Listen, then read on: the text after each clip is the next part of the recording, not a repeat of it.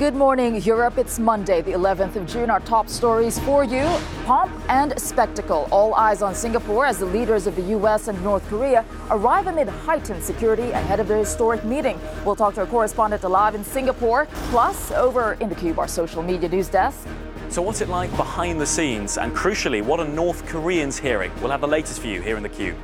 G7 fallout, the war of words between U.S. President Trump and his allies after that summit in Canada, plus what it means for a growing trade battle.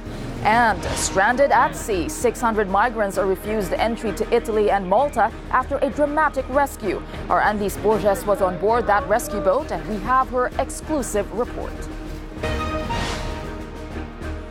Thank you for starting your Monday with us. Our top story, it's one of the most anticipated summits in history, but also the most unscripted.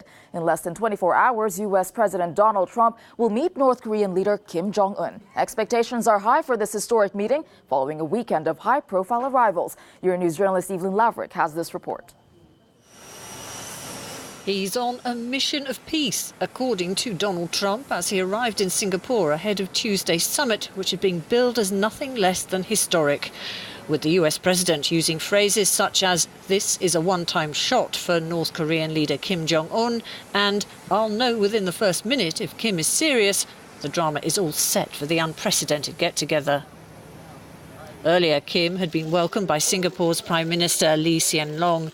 Officials there can barely conceal their pleasure at having been chosen to host the event. Kim apparently said the entire world is watching. Security is naturally tight, but the spectacle of jogging North Korean bodyguards surrounding Kim's official car was an unexpected sight for many locals. Well, it was an amazing sight. I couldn't quite believe that this was really happening. I did not expect to see the Supreme Leader coming by. And I don't know, I haven't seen Trump go by yet, but I feel like with him and the Secret Service coming by, that's going to be a lot more security going on. The two leaders are staying in separate hotels, preparing for Tuesday's meeting on the resort island of Sentosa. The global curiosity for this highly anticipated summit can't be underestimated, but its chances of success are hard to predict. Evelyn Laverick, Euronews. And to talk about those chances of success, NBC News' chief global correspondent Bill Neely joins me live now for Singapore. Good to see you there, Bill. What are the expectations for the summit?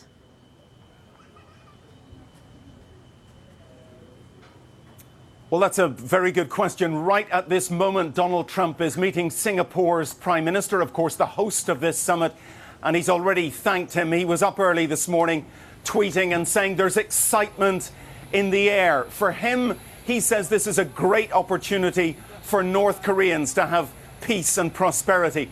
We haven't heard from Kim Jong-un this morning at all. He's not expected to leave his hotel. But interestingly, North Korean state media is saying this morning, and that's what North Koreans will be waking up to read in their newspaper, that this is a new beginning, a new era, dialogue with the old enemy, the United States. But yes, I mean, expectations are fairly low because Donald Trump lowered them. There will not be a deal on nuclear weapons at the end of this summit. We don't believe it may be enough that the two men simply meet, get on, there's a handshake, perhaps there's a communique at the end talking about a formal end to the Korean War. And delegations from both the US and North Korea are meeting right now to discuss everything from the choreography of the meeting. Will it be one-on-one? How long will it go on for? To a possible communique at the end. But it may be enough for the two leaders that they are simply meeting here on Sentosa Island in less than 24 hours' time. Thank you for that. Bill Neely, live for us in Singapore.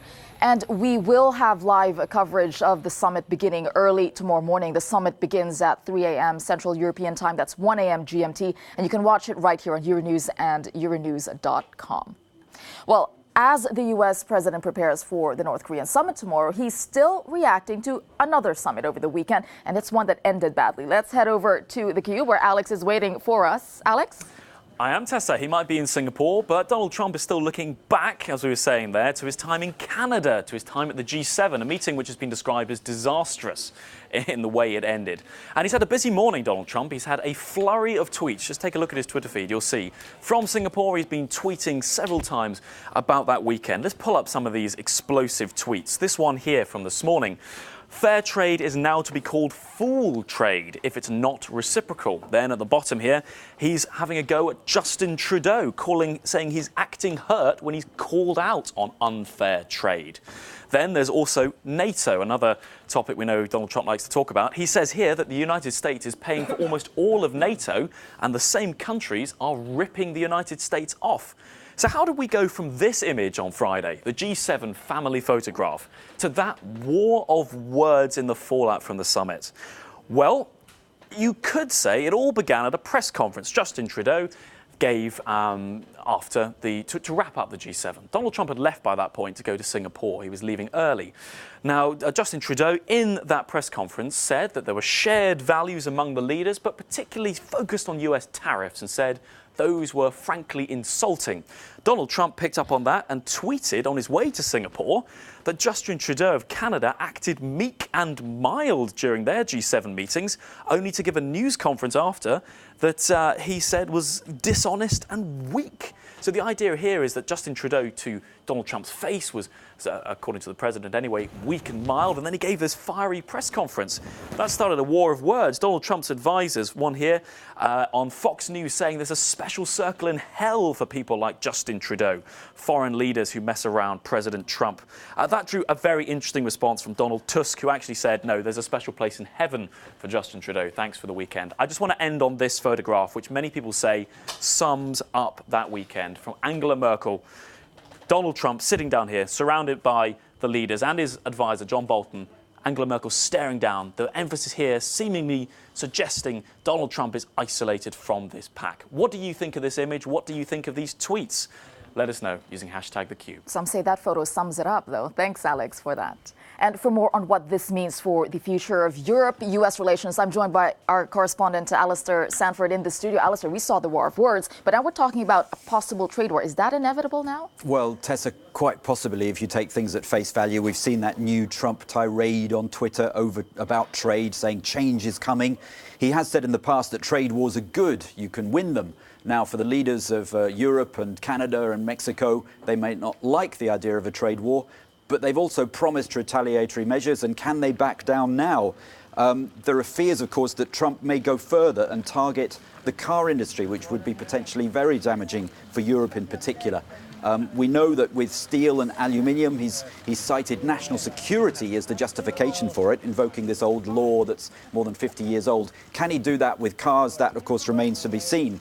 Behind the scenes, the Canadians, the Europeans, they've been working to woo other Republicans that may be in favor of trade, but the American economy is booming, and it may be that they just go with this, and we may be dragged into this trade war. There's a complaint before the World Trade Organization that the US action is illegal, but Trump doesn't do rules anymore, and he's already attacked the way the World Trade Organization dispute settlement mechanism. So it looks like this is where we're heading. Yeah, in a broader picture, you know, the G7 used to be the G8, but now could it be the G6? I mean, what's the future for this summit? The G6, the G5. I mean, yes, the G7 or what's left of it are going to soldier on. They still represent a big weight of world economic output. And they've got this communique saying they still want to aim for fair and mutually beneficial trade. Some Europeans, they say we can perhaps get round Trump and do business with Congress and other institutions in the US. But we're now in a bizarre situation where the relevance of bodies like the G7 has been called into question. This is a full frontal attack by Trump, not just on the G7, but on the UN. We've seen with climate change and Iran. And some are saying this could be a pivotal moment, the beginning of the dismantling of the post-war institutions that the US did so much to build up. And we're now going back to some sort of 19th century scenario where it's just big countries facing off against each other and occasionally going to war. Interesting scenario that will be. Thank you for that, Alistair Sanford. Now, more than 600 people are stranded on board a ship in the Mediterranean this morning. They're migrants rescued over the weekend, and now they're barred from entering Italy. The boat carrying people rescued in waters controlled by Libya has been instructed to stay in its current position near the Italian coast. Now, in the first showing of the new government's hardline approach, Matteo Salvini refused entry for the boat and has instead called for Malta to take responsibility. Although that boat is currently adrift in the Mediterranean Sea, about halfway between Malta and Italy. And joining us live from that ship is Euronews correspondent Annelise Borges. Annelise, what is the situation on board like? Well, Tessa, the situation right now is very calm. The vast majority of people are slowly waking up. MSF, Doctors Without Borders, is expected to organize food distribution soon. They've organized that last night. It went well. But of course, it's a delicate situation. This is a very crowded boat. We have the capacity for 550 people. We're currently housing some 629. Add to that, of course, MSF and the SOS Mediterranean crews, plus the ship crew. It's a crowded boat. The vast majority of people rescued are sleeping outside. They're sleeping on the deck. They're exposed to elements. And these are people, of course, who had already spent some 20 to 30 hours at sea. Women and children are particularly tired. They are exhausted. Some of them have been dehydrated. They're slowly coming back to normal, but certainly they're looking forward to getting to safety. It took less than 24 hours for Aquarius to get the call, or rather, the calls. There's been several reported boats in distress in the area. We are now heading towards 2 rubber dinghies. We'll approach the first target as a normal approach. If that's looking good, we check the second target. If they're both good, first target stabilized, second target stabilized, both recover. The targets are on site, and it is a terrifying one. Rescuers must move quickly. Without the sunlight, things are about to get even more complicated. The side of the boat gives in. Over 40 people end up in the water.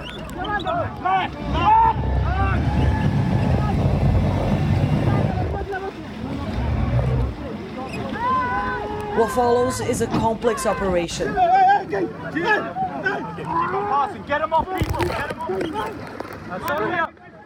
But one that ends with all 219 people safely on board Aquarius. Men, women and children who are now waiting to discover where they will be taken to next.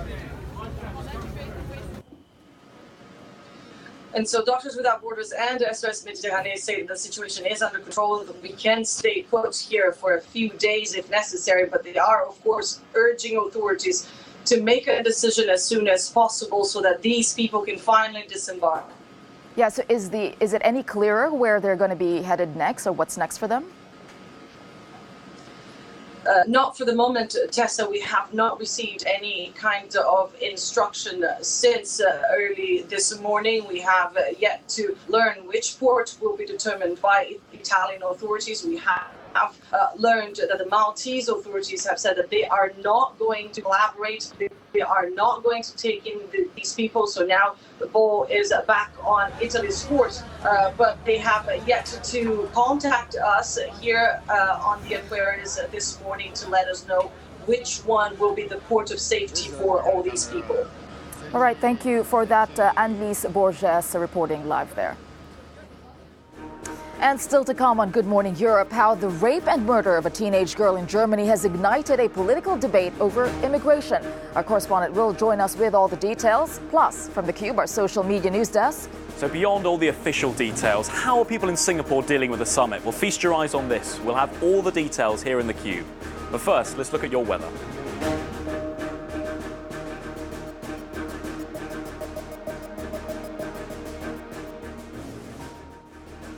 You're watching Good Morning Europe. Our top story this morning, President Trump and the North Korean leader Kim Jong-un arrive in Singapore for their landmark summit. President Trump left the G7 summit early to attend the meeting. Singapore is staging one of its biggest ever security operations for the event. And, there's really a lot of excitement in the air. This is a historic summit. Let's head over to the Cube where Alex is waiting with all the behind the scenes. Alex. I am, Tessa, and excitement is in the air. Couldn't have put it better myself. Donald Trump, indeed, tweeting that this morning from his hotel. Great to be in Singapore. Excitement is in the air. That's from the US president. So he's clearly looking forward to what's coming up. So perhaps the really interesting thing is what's going on? Where are they staying? Where will they meet? Well, the two leaders, Donald Trump and Kim Jong-un, are not staying in the same hotel. There's no danger of bumping into each other at the buffet bar. Instead, Donald Trump is going to stay here at the Shangri-La Hotel, a 5-star Shangri-La Hotel, as you can see here.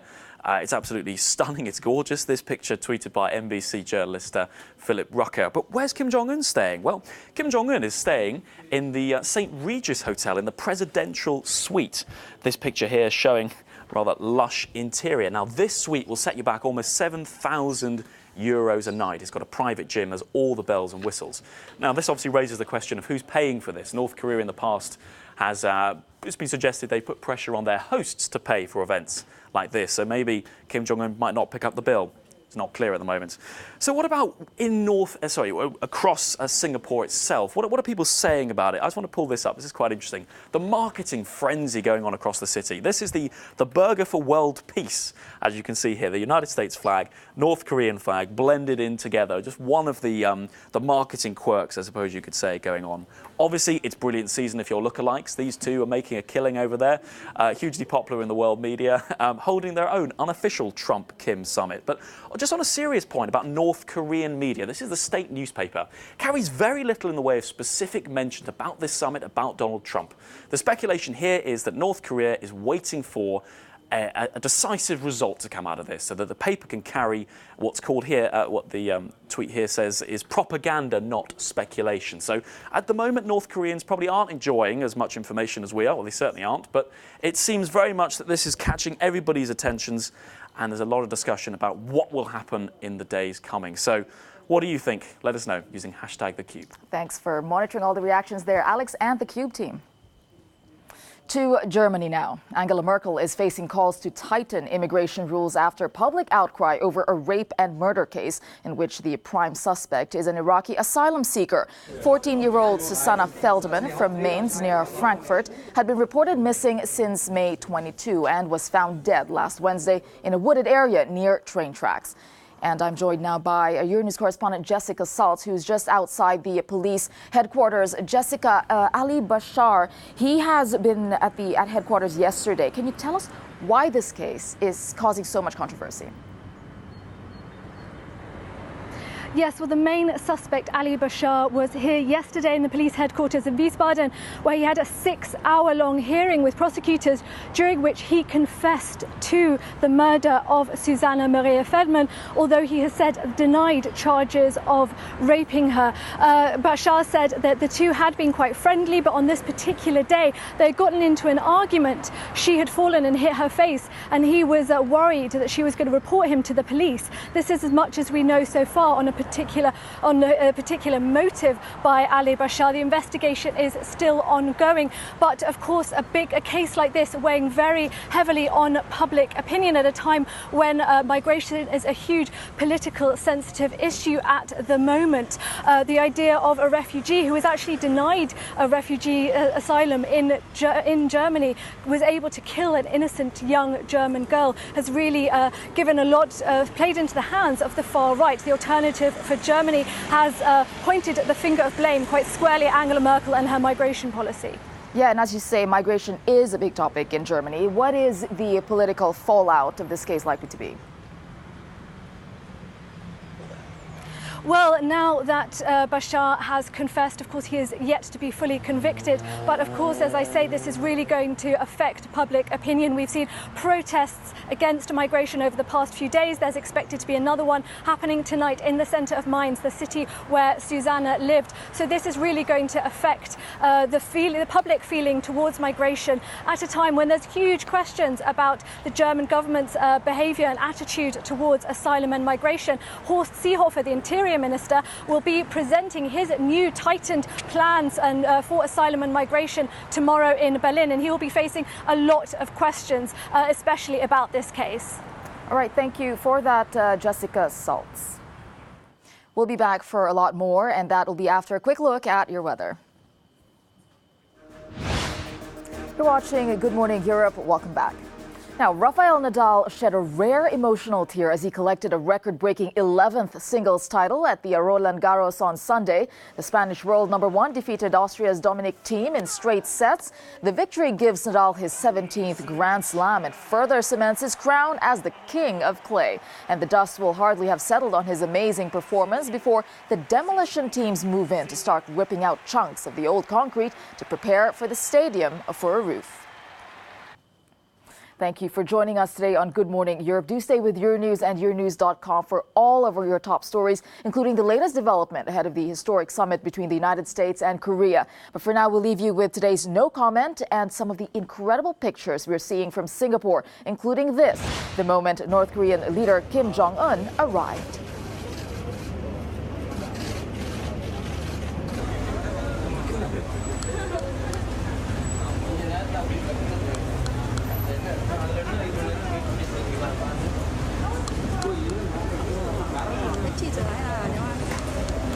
아,